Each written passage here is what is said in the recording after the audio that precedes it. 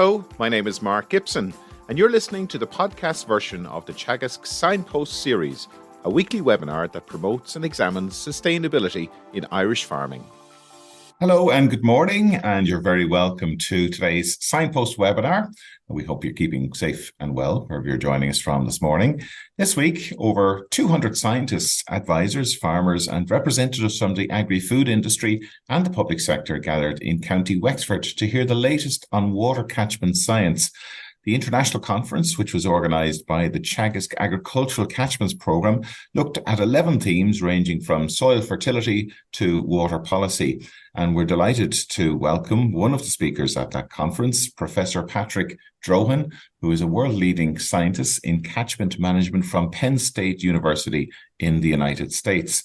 Good morning, Patrick. You're very welcome to the Signpost webinar. Good morning. Thank you for the invitation.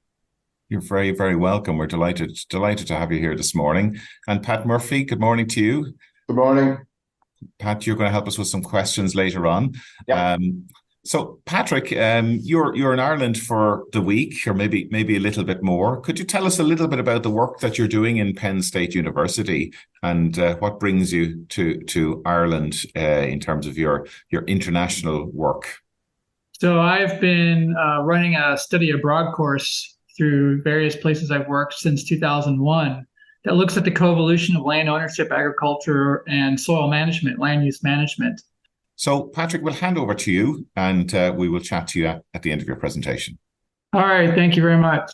So welcome today. I'll be speaking a little bit about the context of Pennsylvania ag as it relates to catchment management.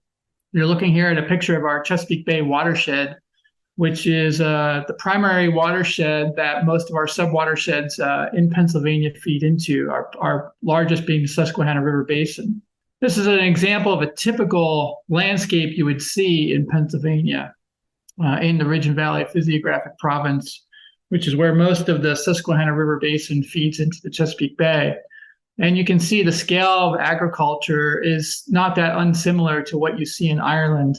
The primary difference being there's a lot more arable ag that we practice. The state is made up into different physiographic regions, which means there are differences in the vegetation, the geology, and the soils, and these bring about different suitabilities or limitations for agriculture. On the upper right here, you see an example of the plateau soils, and on the lower right here, that landscape with the Susquehanna River here coming out, moving into the Chesapeake Bay watershed. There's a lot of relief in Pennsylvania. The primary differences in the soil suitabilities, along with relief, really will be the geology. And so the soils in this part of the state are heavily influenced by limestone in the valleys, making them very good for agriculture. And then the soils on this part of the state are very influenced by sandstone and shale, which do not make them very suitable for ag. There are also many drainage problems in this part of the state.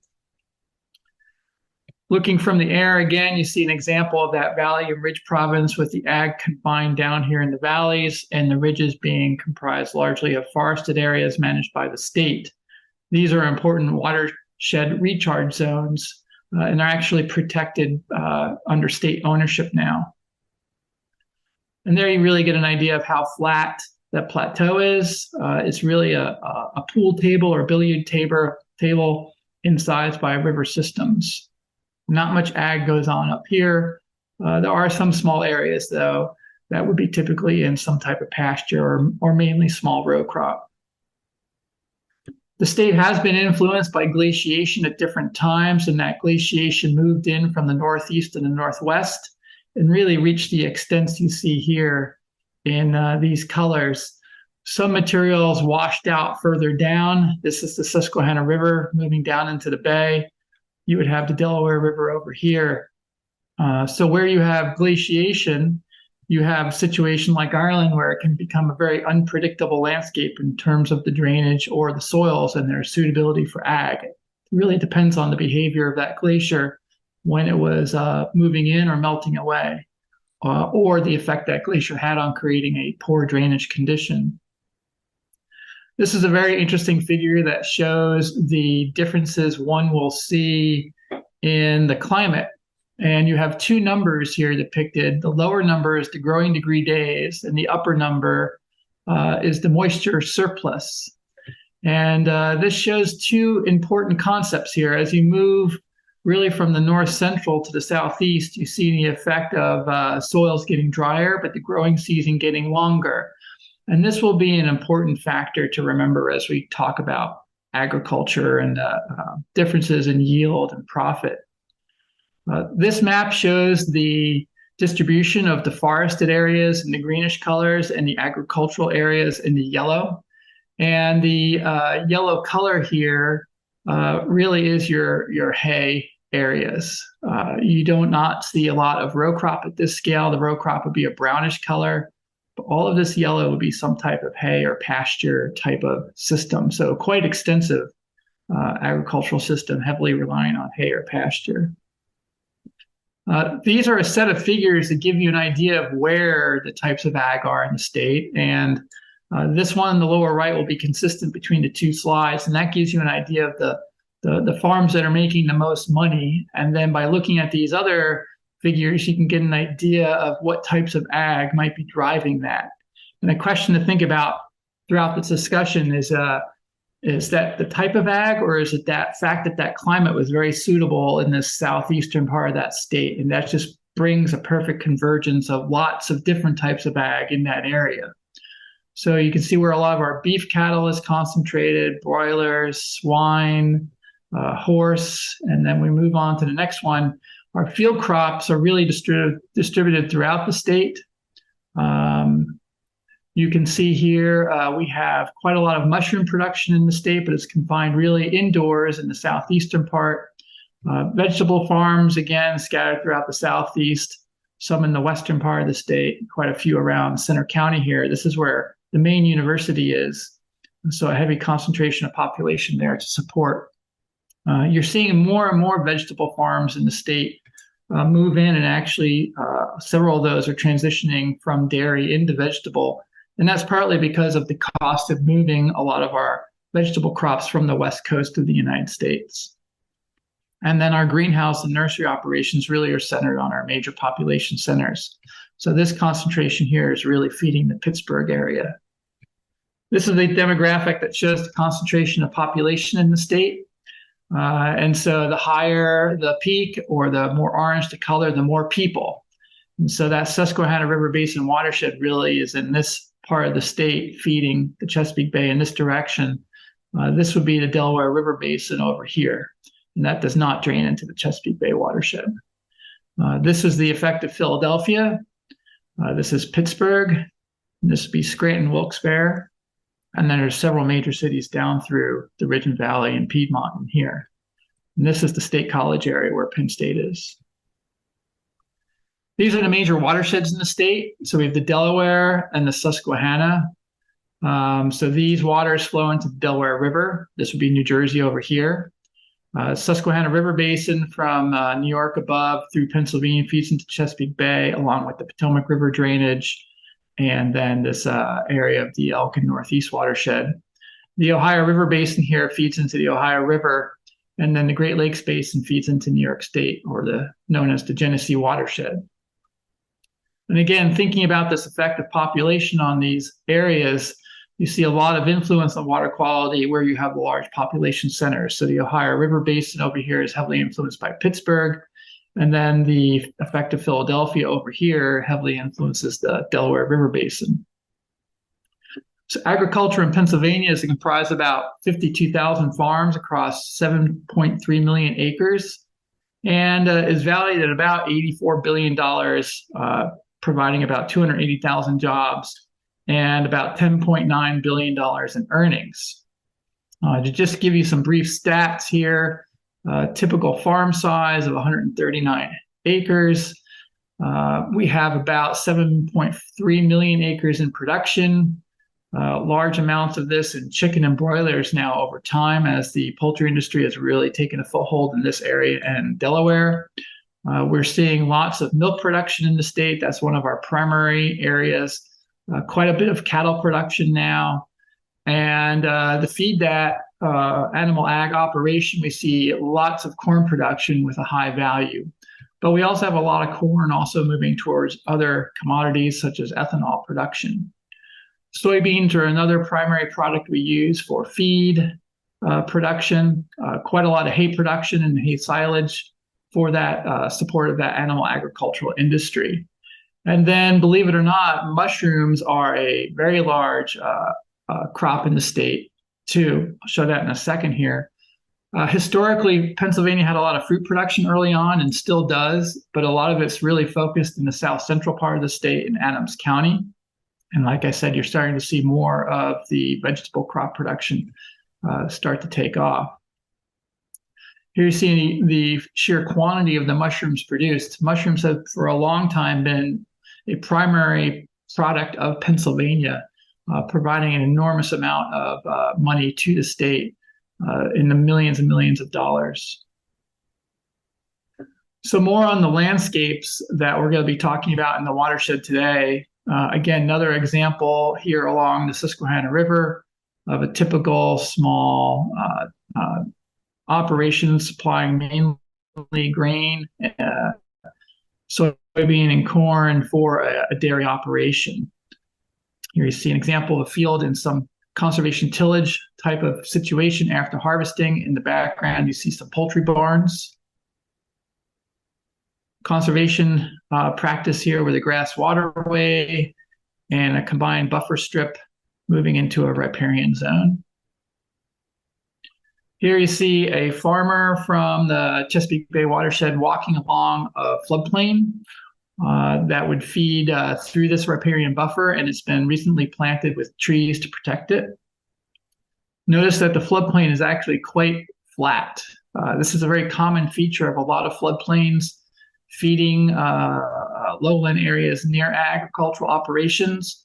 And it's largely a result of erosion from the uplands when this area was cleared back in the early settlement period. There really aren't many natural riparian floodplains, if any, really at all left in the state. A lot of them have been affected by this upland erosion, and you have these legacy sediment conditions in the lower parts.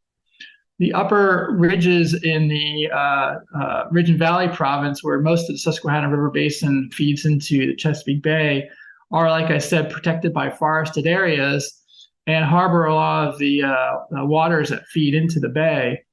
These are very small upland watershed systems, small stream systems, most in forested areas today, and they feed into these lower areas of the bay. So collectively, managing these landscapes as a whole is a very important concept to think about when thinking about how the water quality here in the bay changes in relation to that long upland transect into the ridge systems. The bay is a very valuable recreational, economic resource for the state for tourism and commodities produced. There are lots of different fisheries in the bay, most famous being the blue crab and the oysters here. Massive economic effect for the region from the fisheries and the tourism in the bay. One of the primary catchment challenges in the bay, especially in the Susquehanna River Basin, is manure management. And Pennsylvania provides quite a lot of manure to the landscapes in support of an organic fertilizer. We have the second largest number of dairy farms in the state at about 5,000. And there's a lot of feed produced locally in these areas to support that operation. The feed will often be used regionally within areas of that operation. It's not often transported very, very far. A lot of our feed crops for animal ag in the state are actually used in the state. A lot of our dairy farms in Pennsylvania are family owned, and this is a very important aspect of pride for farmers in the state. It also makes managing these operations very difficult from the advisor or regulatory perspective because you have lots of individuals you're working with, not unlike Ireland. Here you see an example of a poultry operation. In these situations, management can be pretty challenging because a lot of the operation is actually set up by the poultry industry. The farmer on the end is really just in charge of managing that manure produced from this operation. And this presents a tremendous challenge because this concentration of animals in a small area results in an enormous amount of manure production in this location. So figuring out what to do with that manure so you don't affect the water quality in the streams near this operation or down watershed is a primary challenge we're facing now in the bay. Now, what a farmer has to do in Pennsylvania specifically in terms of managing nutrients revolves around the size of their operation first. And this is just an example of a simple flow chart that will identify that farmer in their operation into one of two initial categories, a confined animal feeding operation or a confined animal operation. And depending on how you answer the question of whether you associate with one of these two situations, you may need other types of plans, such as a nutrient management plan or a manure management plan. In fact, at certain sizes of your operations, you may need special permitting that requires quite a bit of paperwork to carry out. Nutrient management plans are filed locally with our soil and water conservation districts, and you will need the assistance of an individual to help you complete those plans. Manure management plans do not have to be filed locally. They can be kept on farm, but they have to be available if someone asks for them. These nutrient management plans are not online unless someone voluntarily puts them online into a database we have known as PA One Stop, and I'll talk about that more in a second here. PA One Stop is a database that's run through Penn State in cooperation with the state, and it's really a place where farmers can go to get a lot of assistance in figuring out how to complete a nutrient management plan or a manure management plan, and a place where they can upload this information if they want to. This is voluntary. You do not have to do this in the state. There are a lot of data privacy protections in Pennsylvania for farmers on purpose. And these also present challenges for people trying to help figure out how to solve problems in the Bay, because accessing just how much activity might be occurring on a farm can be very challenging. There are 66 counties in Pennsylvania, and that information on nutrient management planning is housed in those individual offices.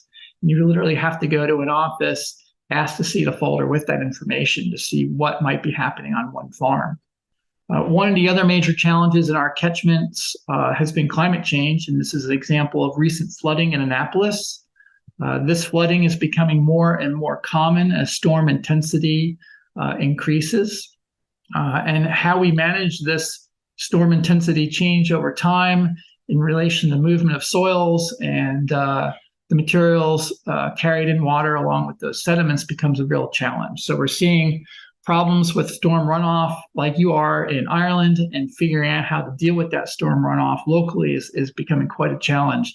Where Penn State's located, you've seen a lot of our municipalities actually start to size up the infrastructure used in urban areas to capture stormwater because of the sizes of the storms that have been changing over the last 15 years. Here you see an example of the Susquehanna River following one of those major river flooding events associated with runoff, and you can see the sediment suspended in the water column. So roughly, Pennsylvania has about 27,000 miles of stream that are being harmed by pollution now. And those primary sources of pollution associated with runoff are abandoned mine drainage, agriculture, and stormwater runoff. And a lot of that mine runoff is really associated in that western part of the state where you saw the Allegheny or Appalachian Plateau. And the agricultural runoff is really associated more so with the central and eastern part of the state where the soils are more suitable for agriculture. So more than 90% of what Pennsylvania needs to do in terms of meeting Chesapeake Bay pollution cleanup mandates really stems from nitrogen pollution reductions that have to take place in the bay. We do a lot of water quality monitoring with scientists, but also with citizen scientists who are volunteers. And this citizen science program is becoming an ever-increasing part of helping to gather data and also educate young people who then later on grow up to have a greater appreciation of the challenges facing the bay. Just to give you a little example of that mine drainage problem, here you see examples of mine drainage moving into a river system.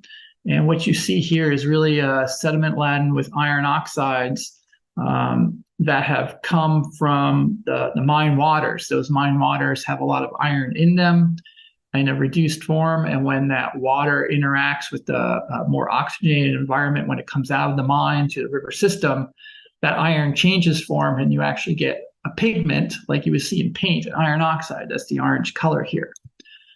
Various ways to deal with this water when it's coming out of the ground have been thought of, from passive treatment systems here to actual full-size water treatment systems. This is quite a big challenge in the state. A lot of this, though, is really centered over on the plateau where the coal mining has been associated. We have about 5,500 miles of streams in Pennsylvania that are affected by abandoned mines, and that's going to become an ever-increasing challenge for the state. The other real aspect of focus in the Chesapeake Bay watershed has been, confined animal operations and confined animal feeding operations is what CAFO and CAO stand for. Soil health is another primary factor we're focusing on in the state of Pennsylvania, like you see in Ireland, improving soil structure, keeping alive root in the ground, et cetera. And this is certainly going to be an important aspect of meeting the nutrient management reduction goals, especially with the introduction of cover crops as a recommended annual practice that farmers help to implement. And primary benefit being preventing nitrate leaching, minimizing soil erosion, adding more organic matter back to that soil system. One of the other big factors of climate that's affecting our agriculture has been changes in temperature over time. And you see here progressive warming from the southeast moving north in Pennsylvania. And this has had new challenges for us in the form of drought, like you saw in Ireland this past May when I was here. For the same time period you were experiencing drought, we were experiencing drought. This is becoming, unfortunately, a somewhat annual occurrence, and how we deal with this is becoming a problem. The increase in temperature is also forcing, especially fruit growers, to think of new varieties that they have to start planting and to meet these new challenges of extended growing seasons, but also unpredictable frost periods early in the season. If you get a frost or a freeze associated with flowering, you can lose your fruit crop. And this becomes a big risk factor for a lot of growers. One of the key aspects of managing Chesapeake Bay's water quality really comes in this role that my university plays. And it's a unique model. It's called a land-grant university, and it's very different from the model you see at Cadalton or the four-year schools with their CERT programs. Penn State was really set up as or the idea of the land-grant institution was really set up to provide education for all because of the exclusive nature of education in America prior to the land-grant systems. So in the late 1700s, early 1800s, there were not a lot of opportunities for the general public to go to schools. And so the idea of the land-grant universities really was one where you could teach agricultural skills to support rural communities, mechanical skills. These are actual pictures of early Penn State students in Penn State barns. But it was also to promote education to better the masses, the populations, really help people pursue other professions in life beyond just farming. Inclusiveness was really a primary goal. President Lincoln, along with Justin Morrill, were the ones who set up what was called the Morrill Act, which really set the stage for the land grants coming about.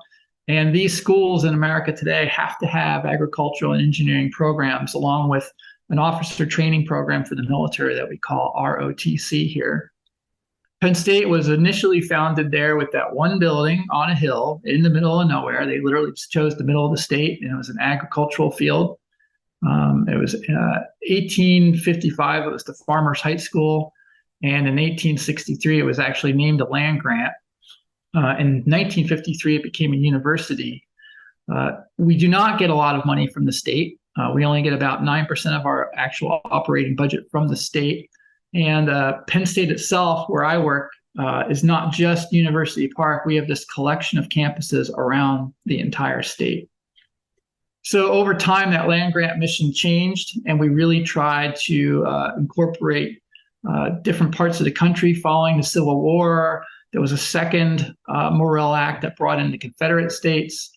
And then over time, you can see here, the system has really grown extensively around the country. So one of the goals of extension was really to be able to share research findings with the population. And the USDA hired Seaman Knapp as a way to do this. And that's where the idea of the extension program was born. This was formalized in 1914 under what was called the Smith-Lever Act.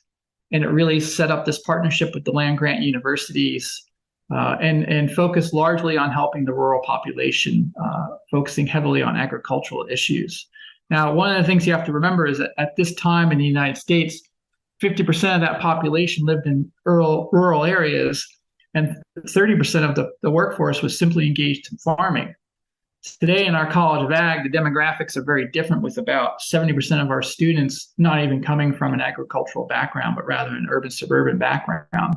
Our extension folks will work heavily with the Chesapeake Bay watershed in order to provide education and support for the public and the growers in the watershed. And there's a variety of ways this was done. Like today's Signpost talk, we do similar things in the United States and Pennsylvania. One of the other challenges we're facing in the Bay are differences in the demographics. We're seeing a heavy influence on cropland conversion nationwide, with a lot of that cropland growing towards high density or low density development for residential urban areas. That's the red color you see here on the maps. This change in agricultural land conversion has been increasing over time. Here you see a zoom in of the Pennsylvania area, and you can see the reds showing that the intensity of conversion to urban areas really is associated with the areas that have existing population centers.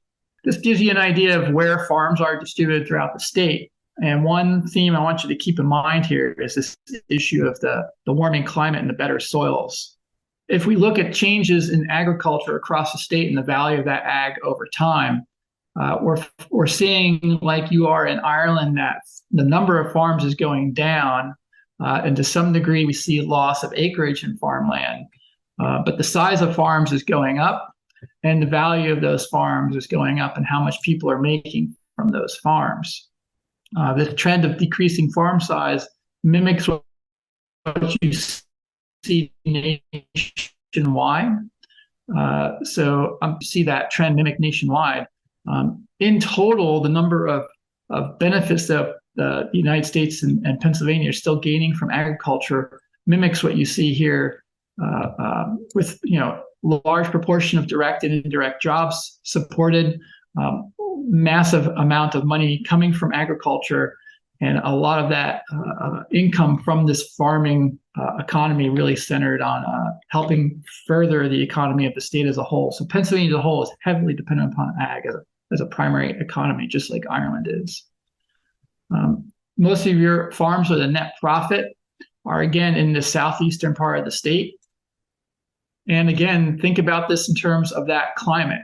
Really, this is a good soils, good climate a model here supporting this ag. Where we are in relation to other states, we're the sixth largest number of people employed in agriculture. And we have, relative to the rest of the country, quite a lot of producers. But that overall population of producers relative to the state's population is still very small, like Ireland. Like Ireland, a lot of our producers are over 50. That's what you see here. And we still do not have a lot of female farmers, although that number is increasing every year. A lot of those markets are associated with nursery, greenhouse, or the niche agricultural operations focused on markets in urban areas. The value of farmland in Pennsylvania is going up. So our sales in the country rank 19th, and our farmland prices are going up. Right now, you're looking at about $7,300 per acre. That's cheaper than the state of New Jersey, but somewheres in Pennsylvania, you can see extremely expensive farmland $30,000 per acre down here in Lancaster County. Down in the Lancaster County area, you have an incredible intensity of agriculture, and this is in part because of the community that operates down there. The Amish are a unique community that have been working in this area for a long time. They do not pay taxes to the United States. They are religiously conservative, very, very tight-knit community. They tend not to use modern equipment, electricity. They might use batteries, but they don't use electricity or motors, many of them. And they stay in these very tight-knit communities like you see here in the image. This confined farming with a lot of animals can present challenges for nutrient management in these areas. As a whole, Pennsylvania's farmland return has been improving over time, as you see here. And this is on trend with the rest of the state or rest of the country. We obviously don't make as much money as the Midwest. But sustainable intensification has presented us, like Ireland, with a lot of challenges in improving water quality. Historically, in the country, we've seen the development of laws over time to protect water quality. Our Clean Water Act really was the primary goal, our primary law in 1972, which really added to our water quality improvement. Various amendments in 1977 and 87 enhanced that water quality protection. Like in Ireland, we even have water quality protection acts now focused on beaches. And this really is for the protection of coastal recreation issues. One of the unique things about the United States is how federal and state law interacts. So Congress enacted the Clean Water Act really to set up this federal system for pollution control, but it left a lot of room to the states to make their own laws. And we refer to this as cooperative federalism. And under the Clean Water Act, states can create their own water quality standards more strict than the federal government, but they have to meet the minimum of the federal government. And the same is true for permitting. States also have a lot of leeway in creating their own procedures for administration of these laws and violation handling. So one other aspect of the Clean Water Act is private citizens can sue to enforce the Clean Water Act in certain circumstances. So a private citizen in an urban area could sue someone else to try to help the state meet their water quality goals. But if the state has some type of legislation some type of action in the process at that moment, they cannot stop that per se. Some focuses on here on the Chesapeake Bay specifically. So here you see the Susquehanna River Basin in Pennsylvania and the various other major basins feeding into the Chesapeake Bay watershed. When we look at the area of the entire Chesapeake Bay watershed, you're looking at 16.5 million hectares with over 18.5 million people and over 6.1 million livestock producing manure. So we have about 193 billion liters per day of fresh water flowing into the bay, and half of that alone comes from the Susquehanna River Basin. Lots of different pollution challenges in the bay itself, especially focused on nitrogen, not just ag, but you have a number of other sources that contribute, just like in Ireland. And these over time have resulted in large water quality issues, especially tied to loss of dissolved oxygen and fish kills. Over time, various monitoring programs have improved in the bay, and these have started to look very closely at ranking the bay's health. And here you see an example of one of those report cards per se, looking at bay health. Like in Ireland, we practice the 4 R's of nutrient stewardship, and this can be a very challenging thing to pull off with this model of states' rights in terms of how they administer laws, whether they have stricter laws than the federal government. You can imagine the number of farmers that you're dealing with the entire Chesapeake Bay watershed. And so there's a lot of variability, a lot of complexity to making sure all of these activities happen in a way that actually protects water quality over time. And as we've adapted to changes in the bay's agriculture and population over time, you've seen different types of legislation actions start to develop over time, adapting to that need to become more specific or more aggressive in trying to meet water pollution goals. The Chesapeake Bay watershed is managed under a number of models here that are used essentially to discern how states are meeting their water quality goals. These models focus on air deposition or land use change, agricultural nutrients, and even models looking specifically at the bay's estuarine area. There's different types of monitoring that will occur in the bay. Some of this monitoring will occur at the interface with the tidal zone down here in the lower part of the watershed as the waters are entering the bay. Other aspects of this will occur further up in the watershed, looking at the non-tidal areas. And this monitoring is largely on a monthly basis in both systems with some storm sampling. One of the most significant pieces of legislation was in 2010 when this thing called the total maximum daily load was created. This was the result of a lawsuit between entities in the bay against the US EPA.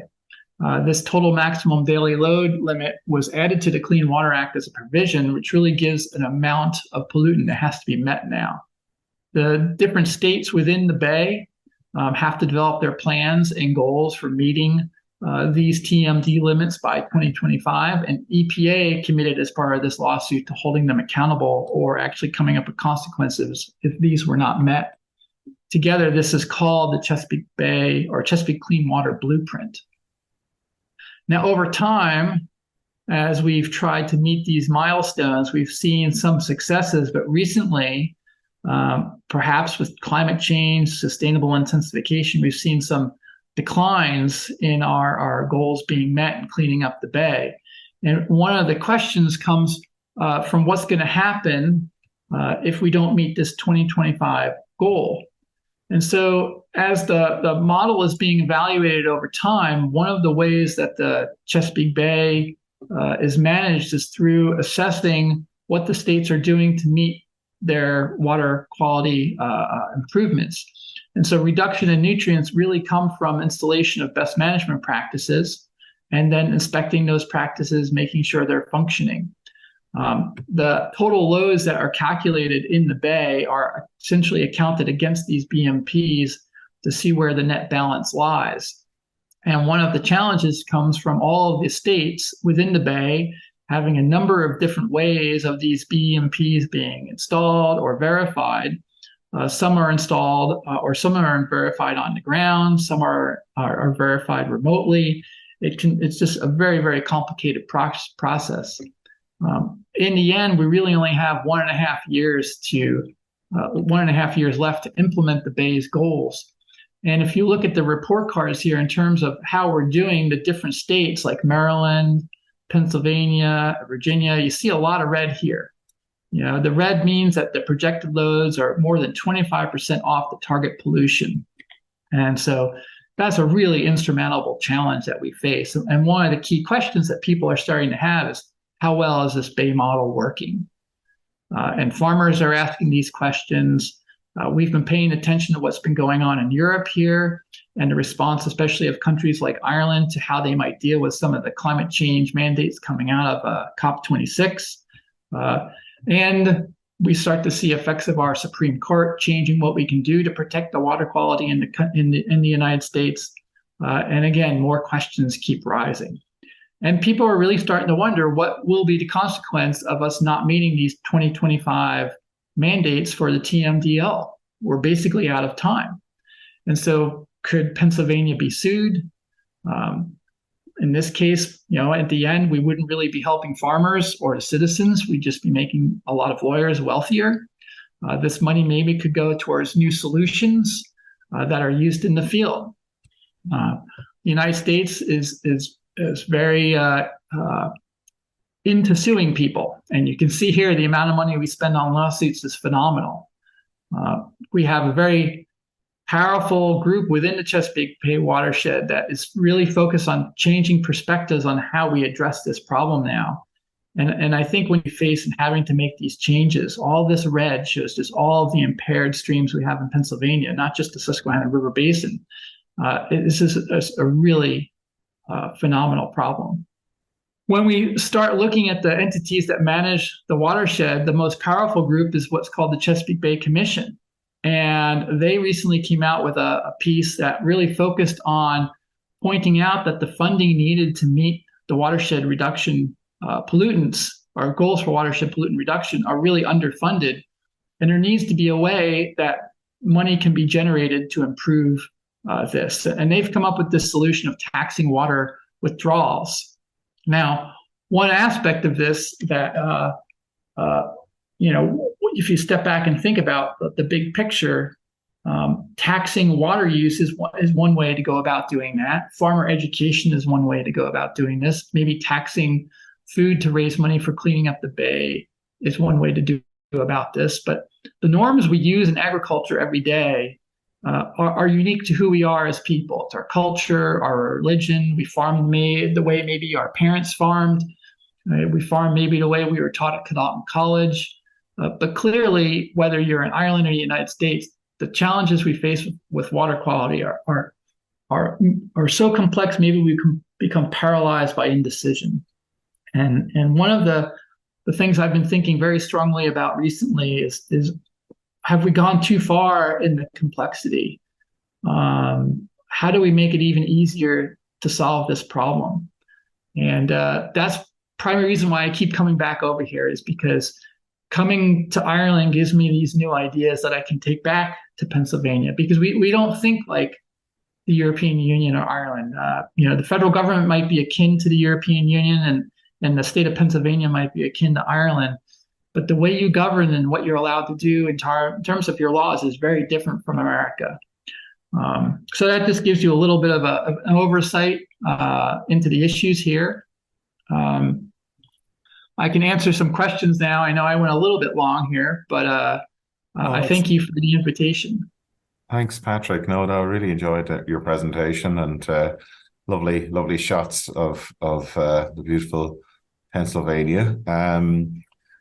I mean, just on those issues that you raised at the end, the complexity, and are we overcomplicating things sometimes when we're looking at the basic problems of nutrient loads within water. And I was just looking at some of the water quality figures. It does seem to be going in the wrong direction, if I'm not mistaken, in the most recent monitoring reports there for the Chesapeake Bay. So it does, and you use the word more aggressive type of measures that may be needed. I mean, if you had a free hand in terms of what might be done there, and if you had a decent budget, what sort of measures would you be looking at introducing? We use a model in the United States called entrepreneurial ag, like you do in Ireland to a degree, right? Business can do what they want to a degree. But this has created, especially with manure, a phenomenal problem. Too much manure in too small of a place. And so if we got rid of the manure, that would be a solution. We can't get rid of the manure without getting rid of the animal ag. And like Ireland, agriculture defines who we are in Pennsylvania. And so what do we do with that manure? One, we would be finding a use for it. And so I've been thinking very, very seriously about this idea of energy production and better nutrient development from anaerobic digesters. You can actually produce a better soil amendment using anaerobic digesters to a degree if you have a multi-input system. But energy production is really a solution that I think could be very useful. And we've been looking at this concept of what's called a manure shed in the Chesapeake Bay watershed with colleagues of mine, Sibin Raj, Sherry Spiegel, who works with the government, as a real solution to identifying where the manure is concentrated. This is an AFB, and Northern Ireland's been talking a lot about this. And I really think a primary solution is to develop a manure market that takes as much of that manure off the landscape as we can, that's in excess of what the soil needs, and using that in some way as in energy production. And then I think you have a post-secondary product that can be very valuable. Yeah, there is a lot of emphasis on that circular bioeconomy here in Ireland now. Just finally, before we move into the audience questions, what sort of supports are there for farmers to maybe help somebody to do a nutrient management plan? The advisory services, are they, how freely accessible are they to farmers? So some farmers will have low cost or free access to nutrient management plan assistance, but the majority will need to hire someone called a certified crop advisor to assist with that plan. It's actually that online portal that you saw has a lot of information there, can assist with that. The manure management plan is far easier to develop, and you can, from what I understand, just develop that on your own in your farm as long as you have it in your kitchen or on the shelf. It's a nutrient management plan that really requires the sign off at the Soil and Water Conservation District office associated with each county. But yeah, there is a lot of services out there that can provide that assistance, but it would be something you probably have to pay some money for. Okay, yeah. No, in terms of behavioral change, it is regarded as a very strong measure to support and to partner with farmers to have a strong advisory service in place there to help them to make those changes. I'm conscious of time, so I'm going to ask Pat to maybe go through some of the questions. Yeah, good few questions coming in there. One, I suppose, Okay. That we associate a little bit with Pennsylvania in some discussions here. What are your thoughts about fracking effect on water quality, or is there any evidence of problems? So I actually did a lot of research looking at the land use change associated with fracking when it was taking off. Fracking to some degree is a catch-22. It's a energy resource within your own country. You don't have to go somewhere else in the world to extract energy from there to use it. I personally wish that maybe we had used more of the energy that we're taking from the ground in Pennsylvania, but that's not necessarily a choice I could make. I think for what you're seeing now in terms of the state regulation, the state is doing the best it can with what it has in terms of trying to keep fracking in a balance with the landscape disturbance. And one thing that we have seen over time is the footprint of fracking has decreased as the technology has progressed. So you're seeing more wells on one pad where they do the drilling. Okay, just a question there. How significant are river restoration initiatives in the state? For example, natural floodplains, buffer strips, riffles. What level of I suppose, physical interventions are taking place around the rivers? Riparian buffer zones are an enormous focus in Pennsylvania, and that's probably one of the primary ones we see now. Others, like the runoff attenuation features you hear about being used more often in England and that Teagasc is exploring now, are less common, but are becoming things we're talking about. Okay.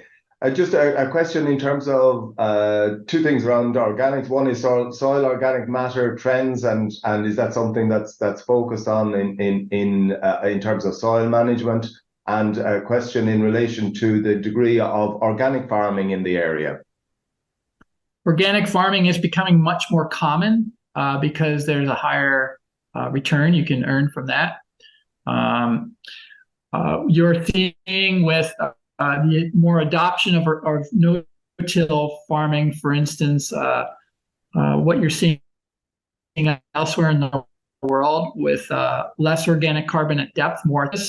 But that no-till has been critical for keeping soil in the landscape, and that is heavily dependent upon glyphosate. I saw the question there about glyphosate. It's a catch-22. Without glyphosate, I worry how much erosion we would have. But there is more and more discussion in the United States about water quality and glyphosate, especially because of the recent research on PFAS, the forever chemical that we're seeing in a lot of our water systems in the country. I might ask you to just expand a little bit on that I suppose that glyphosate dilemma in terms of the consequences of not being able to use glyphosate from an environmental perspective, as well as the any issues that are emerging from the use of glyphosate. There's a balancing act there. You might comment on it. Yeah, so glyphosate has been implicated or shown to result in some weed resistance over time, and so it's essentially becoming less effective. That's one problem we're facing. Another concern has been water quality. Is it getting into water quality and contaminating waters? But the no-till ag, you saw the differences in the topography in Pennsylvania. The no-till ag is heavily dependent upon glyphosate, and if we can't keep some root in the ground year round, the soil's not going to be held there, and no-till ag is heavily dependent upon using glyphosate to keep that organic material in the ground. Okay, just a couple of questions in relation to nutrient management. One, why isn't nutrient management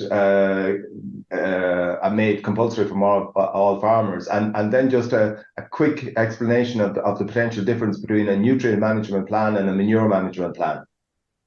So a manure management plan is not required to be on file with the local soil and water conservation district office like the nutrient management plan is. Farmers involved in animal ag with manure, applying manure on their farm, applying nutrients with animal ag have to have that nutrient management plan.